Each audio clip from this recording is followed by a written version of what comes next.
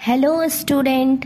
तो देखिए एक्सरसाइज 9.1 इसका फर्स्ट क्वेश्चन देखिए, इसका स्टेटमेंट देखिए। Identify the term their coefficient for each of the following expression. तो देखिए यहाँ हमें कुछ एक्सप्रेशन गिवन है, ठीक है, और इनका हमें टर्म फाइंड करना है, मतलब कि आइडेंटिफाई करना है, बताना है कि कौन टर्म होगा और उसका कोफिशिएंट क्या होगा, ये हमें बताना है, ठीक है। और यहाँ कुछ हमें एक्सप्रेशन गिवन है, ठीक है। तो अगर आपने अभी तक 9 चैप्टर का इंट्रोडक्शन पार्ट नहीं देखा है तो वो जाके देख लीजिए, तो आपको ये सारे क्वेश्चन आसानी से समझ में आ जाएंगे, ठीक है। तो देखिए सबसे पहला क्वेश्चन क्या है, 5xy(z² - 3xy), ठीक है। तो देखिए टर्म मतलब क्या होता है, तो देखिए टर्म मिल ही के एक्सप्रेशन बनता है। तो पहला टर्म ये हो जाएगा, दूसरा टर्म ये हो जाएगा। हम लिखेंगे कैसे, वो देखिए टर्म्स आर, फर्स्ट टर्म क्या है 5xy(z²) और सेकेंड टर्म क्या हो जाएगा -3xy। अगर माइनस रहेगा माइनस लगाएंगे टर्म में भी, ठीक है। और इसके आगे कुछ नहीं है तो प्लस है, तो यहाँ भी कुछ नहीं है तो प्लस है, ठीक है। ये हो गया डायरेक्ट। अब देखिए इसका तो टर्म ये हो गया, 2 टर्म हो गया। अब कोफिशिएंट हमें निकालना है, वो कैसे निकालेंगे देखिए। देखिए लिखेंगे कोफिशिएंट ऑफ फर्स्ट टर्म का 5xy(z²) तो आपको पता है कोफिशिएंट क्या होता है, जो न्यूमेरिकल होता है, जैसे कि इसमें कौन सा नंबर है 5, तो इसका कोफिशिएंट क्या हो जाएगा 5।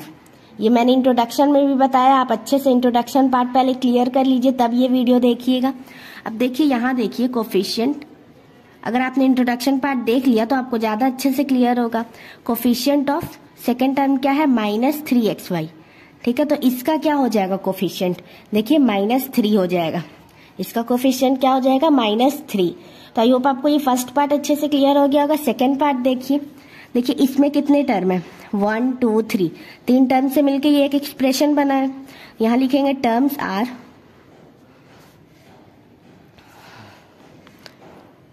1x एंड x², ये 3 टर्म है यहाँ। और कोफिशिएंट हम निकालेंगे, कोफिशिएंट ऑफ 1 इज ऑल्सो 1। 1 का कोफिशिएंट क्या होता है 1 होता है, ठीक है।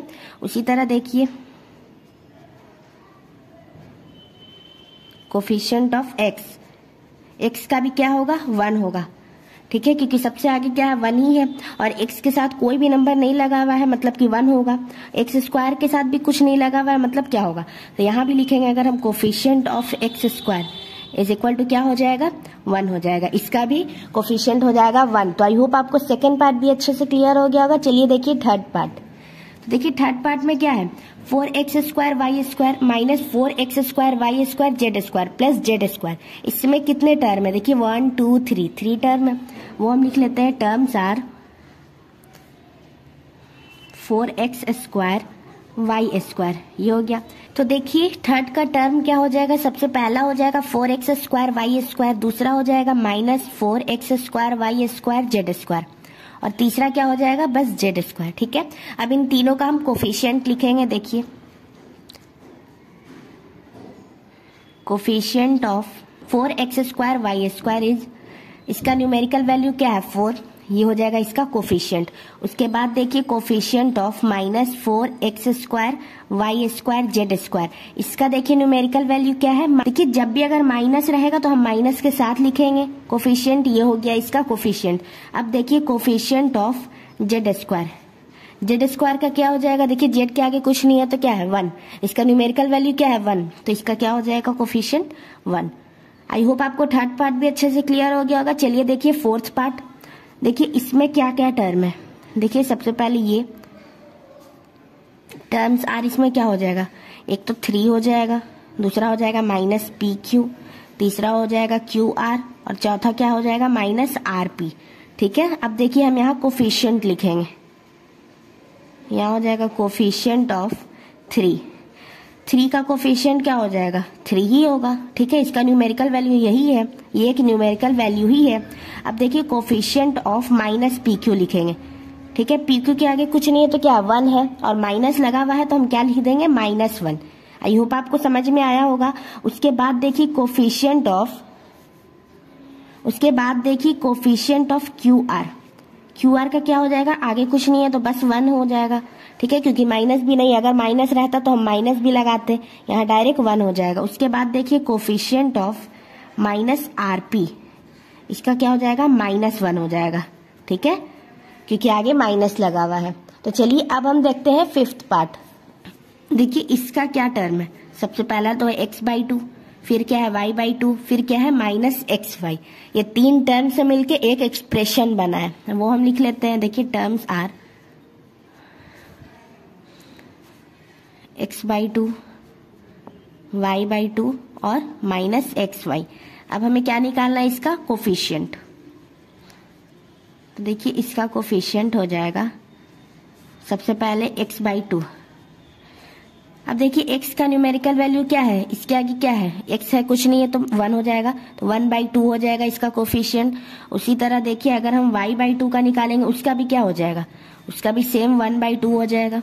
ठीक है, क्योंकि इसका भी न्यूमेरिकल वैल्यू 1 है और नीचे 2 है, ये हो जाएगा। उसके बाद देखिए कोफिशिएंट ऑफ -xy, -xy है, कोई भी न्यूमेरिकल वैल्यू नहीं है यहाँ पास, तो क्या हो जाएगा 1, और माइनस लगा हुआ है तो -1, इसका हो जाएगा कोफिशिएंट। आई होप आपको ये भी अच्छे से क्लियर हो गया होगा। चलिए देखिए सबसे लास्ट पार्ट, ये क्या है, देखिए इसमें कितने टर्म है, 0.3a -0.6ab प्लस 0.5b, तो कितने टर्म है, 1 2 3, 3 टर्म से मिलकर एक एक्सप्रेशन बना है। यहाँ लिख लेते हैं हम टर्म्स आर, जो है वो लिखेंगे हम, जैसे कि 0.3a -0.6b और 0.5b, ये हो गया, सॉरी 0.6ab। ठीक है, ये हो गया हमारा टर्म्स। उसके बाद देखिए कोफिशिएंट लिखेंगे, कोफिशिएंट ऑफ 0.3a, इसका क्या हो जाएगा, देखिए इसका न्यूमेरिकल वैल्यू क्या है 0.3, ये हो जाएगा इसका कोफिशिएंट। उसी तरह देखिए कोफिशिएंट ऑफ -0.6ab, इसका क्या है -0.6, ये हो गया इसका कोफिशिएंट। उसी तरह देखिए 0.5b, इसका क्या है न्यूमेरिकल वैल्यू 0.5, ये है इसका कोफिशिएंट। तो आई होप आपको ये क्वेश्चन नंबर 1 इजीली और अच्छे से क्लियर हो गया होगा, इसका सारा पार्ट अच्छे से समझ में आया होगा। अगर किसी भी पार्ट में कोई डाउट आता है, कुछ समझ नहीं आता है, तो आप कमेंट करके पूछ सकते हैं।